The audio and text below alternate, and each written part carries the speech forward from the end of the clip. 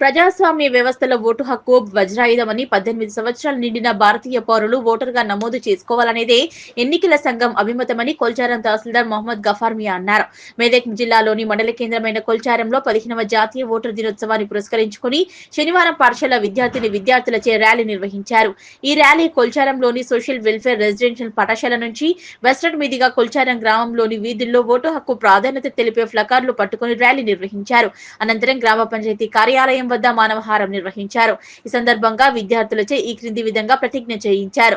భారత పౌరులమైన మేము ప్రజాస్వామ్యంపై సుస్థిరమైన విశ్వాసం కలిగి మన దేశ ప్రజాస్వామ్య సంప్రదాయాలను మరియు స్వేచ్ఛ, న్యాయమైన మరియు శాంతియుత ఎన్నికల గౌరవాన్ని నిలబెట్టుకుంటామని మరియు ప్రతి ఎన్నికల్లో నిర్భయంగా మరియు మతం, జాతి, కులం, కమ్యూనిటీ, భాష లేదా ఏదైనా ప్రేరణల ప్రభావానికి లోటు కాకుండా ఓటు వేయండి అని తెలిపారు.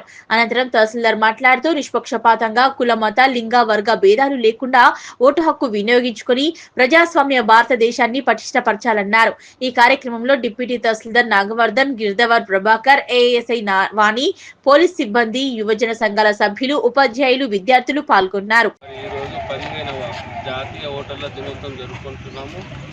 మరి ప్రతి ఒక్క పౌరుడు, భారతదేశ పౌరుడైన ప్రతి ఒక్కరు కూడా 18 సంవత్సరాలు నిన్న వాళ్ళందరూ కూడా ఓటర్గా నమోదు చేసుకొని మరి ఎన్నికల ప్రక్రియలో భాగంగా పాల్గొనవలసి ఉంటుంది.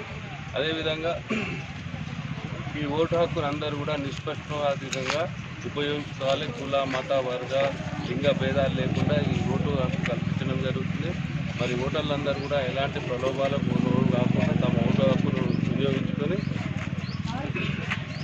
మరి ప్రజాస్వామ్య భారతదేశాన్ని పటిష్టపరచాలని ఈ సందర్భంగా కోరుకుంటున్నాను. Thank you.